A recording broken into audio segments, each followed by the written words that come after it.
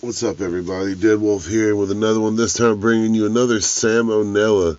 The presidential assassinations nobody talks about.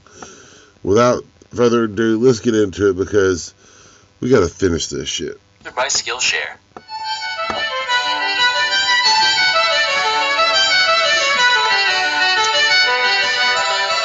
Hey kids, John Wilkes Booth, Lee Harvey Oswald, Hitler, all people who gained massive notoriety by killing one of history's famous leaders. But there are two Americans who committed an equally heinous crime as these three, yet their stories are seldom remembered, mostly because nobody really cares about the presidents they killed. Originally I was going to talk about both of them, but the video ended up being way too long, so today we'll just stick to, this one I guess. Charles J. Guiteau was a pretty silly guy, and to understand how a guy could be so silly, you gotta start with his youth. Guiteau was born in Freeport, Illinois in 1841. His mom had postpartum psychosis and died when he was 7, alongside 3 of his 5 siblings. His dad, meanwhile, was mega religious and made a big point out of instilling those values in his son, often physically. This influence molded Charles into a boy who sought nothing short of total approval from others and who would react very harshly to any criticism levied upon him. As a teen, he moved to Ann Arbor, Michigan for high school. He tried to get into the University of Michigan, but he goofed on the entrance exam. So he did what anyone in his situation would do and said, well, so much for real life, I'm gonna join a commune. Specifically, he became part of the Oneida community in New York. In some aspects, this place was a pretty run-of-the-mill religious fellowship, from each according to their ability, to each according to their need, yada yada. But there were a couple of things that made it special. First off, they followed a doctrine known as Christian perfectionism, whereby everyone would strive to live their lives completely free of sin and reach a divine level of perfection while still on earth. Now this isn't really unique to Oneida, but whereas most people would achieve this through staunch discipline and careful self-reflection, these guys would just get together and take turns roasting the shit out of each and every member over any minute flaw they could possibly have. Real great for the psyche. They also practiced what was basically an early form of eugenics, where aspiring parents would have to submit an application and be judged by the committee on their moral and spiritual fortitude. If they were allowed to mate, children would be separated from the mom about a year after birth and raised communally in the children's wing. After all, wouldn't want any of those hopelessly flawed toddlers to think they're deserving of any affection whatsoever. Oneida also believed in what they called free love, which meant that anyone could bang anyone at any time, as long as they kept it hetero, and exclusive relationships of any kind were actually frowned upon, which seems like kind of a weird habit for people trying to 100%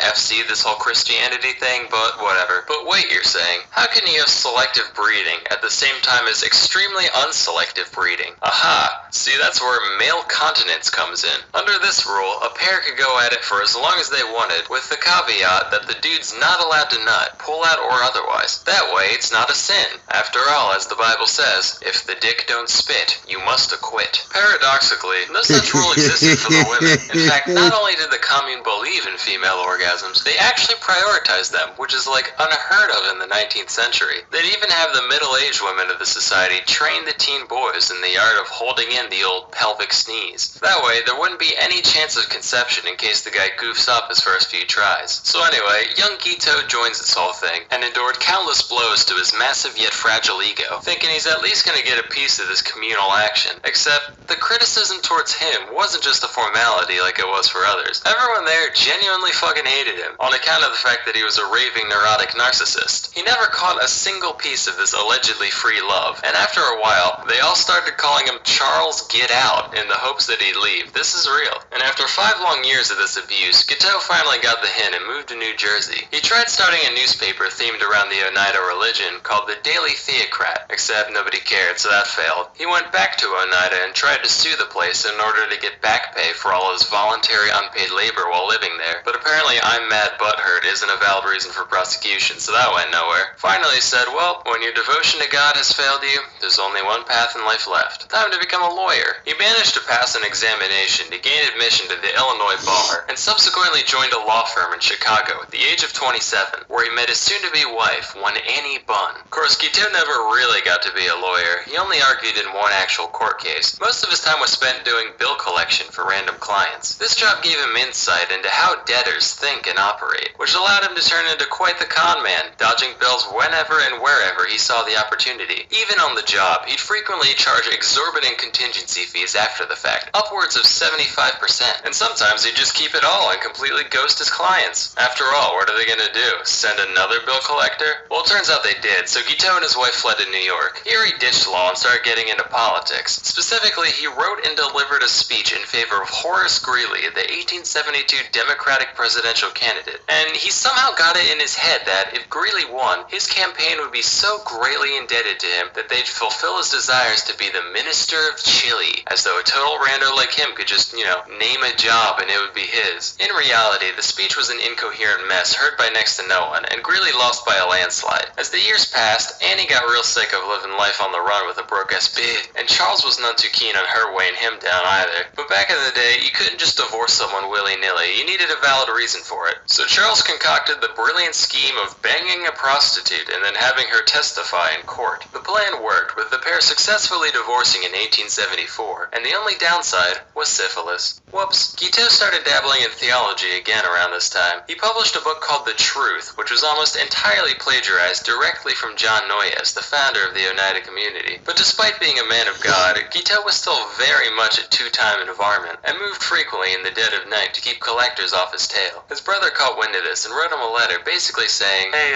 maybe you should pay your bills now and then so you can be, a functioning member of society. To which Charles replied, and I quote, "Find $7 enclosed, stick it up your bunghole and wipe your nose on it, and that will remind you of the estimation in which you are held by Charles J. Guiteau." God damn. And to his own brother, the madman. Soon after, he got arrested, bailed out by his sister, lived with her for a few months, attacked her with an axe, went to D.C., rambled about religion to anyone who would listen, moved to Boston, got in a boat accident where everyone in his boat was fine, but everyone in the other one fucking died, took this as a sign from God, moved back to New York, and got back into politics in 1880, this time as a Republican. During this campaign, there were two main factions of Republicans, known as the Stalwarts and the Half-Breeds, which sounds like some Tolkien shit. Wish we had names like that today. Now, Guiteau considered himself a stalwart, and in a similar vein to his 1872 venture, he wrote a speech to promote stalwart candidate Ulysses S. Grant, who was shooting for his third term. But before he got a chance to deliver the speech, one James A. Garfield took the candidacy completely out of nowhere, beating out both factions single-handedly. It was like, rats, how am I gonna get power handed to me now? So he literally just scribbled out all the references to Grant and replaced them with Garfield, and was like, yep, that'll do it. He read this speech all of twice, along with handing out copies to the Republican National Committee. In reality, this really didn't accomplish much, but when Garfield managed to win the election, Guiteau was like, yes, that was entirely me.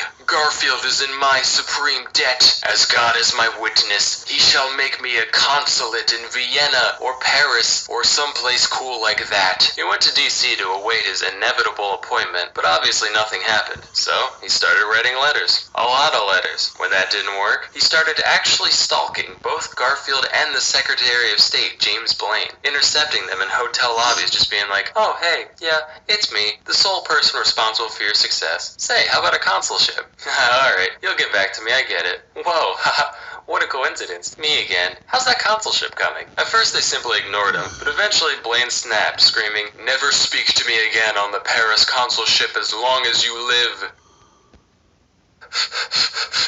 Damn you, Garfield! French fry, ice chai, pad thai, baked pop, pork chop, soda pop, scallop, kebab, soursop, hot pot, Sorry, guys, I that sense got a me. disturbance in the force. Maybe daylight savings just made Monday an hour longer. Wow, Garfield, that was quite the wisecrack. It's amazing how you managed to keep things fresh year after year. Burn in hell, beige dog. At this point, Guiteau completely renounced any faith in the current administration, and after a lifetime of clout chasing met only with disappointment, he decided his only option was straight up going postal. He convinced himself that it was now God's will to remove Garfield from this mortal plane, in order to put his stalwart vice president Chester Alan Arthur into power. When he went to buy a revolver, he was given the choice between a wood grip and an ivory grip. He went with the ivory one for no other reason than he thought it would look cooler Hitler Museum, and on July 2nd, 1881, he ambushed Garfield at the Baltimore and Potomac Railroad Station, shooting him twice in the back and mortally wounding him, all because he wouldn't give him a job. Garfield managed to hang on for 11 weeks before finally dying, which sounds like hell. Today's modern physicians actually believe that Garfield could have easily survived the incident if it weren't for doctors digging through him with unsanitized tools. Hey, modern medicine, thanks for not being worse than literally no medicine. It means a lot. But that didn't stop Guiteau from being formally charged with murder. And that's exactly what he wanted. Matter of fact, Guiteau was over the moon, taking his new nationwide infamy as the fame he always deserved. His trial was just bananas, with Guiteau hurling obscenities at just about everyone there, including his own defense team, and formatting his testimony as an epic poem which he recited in full. He even dictated an autobiography to the New York Herald, which, get this, he ended with a personal ad for a nice Christian lady under 30 years of age. What a baller. When the guilty verdict was read, he called everybody there low consummate jackasses, and on June 30th, 1882, Guiteau smiled and waved to his adoring fans as he was walked to the gallows, where he recited a repetitive, deranged poem he wrote that morning, which was performed in a high-pitched falsetto voice, since it was written in the point of view of a child. He asked for a full orchestra to play during the reading, which I don't have to tell you that went nowhere, and promptly thereafter, he was hung. When the gallows dropped, people were probably like, ugh, Jesus, it's finally over. I just came here for a nice little execution. They subject me to all that? Oh, my money back, frankly. So it just goes to show, you can't always get what you want, unless that thing is getting everyone to hate you. That's extraordinarily easy. But for everything else, you're gonna need a combination of hard work and know-how. While the former must ultimately come from within, there's plenty of resources out there for the latter, the best of which is a seldom talked about little startup called Skillshare. Sponsor time. Skillshare is an online learning community with over 25,000 classes in design, business, technology, and more. Premium membership gives you unlimited access to high-quality classes. Myself over the years doing this thing, so I'm sure you will too. The 25,000 plus classes on Skillshare for absolutely free. Alright guys, if you like this video, make sure you like and subscribe, leave a comment, and hit the bell notifications so you get notified the next time we drop a new video. Without further ado, we'll get up out of here. Catch you on the next one. From all of us here at Dead Wolf Industries, peace out.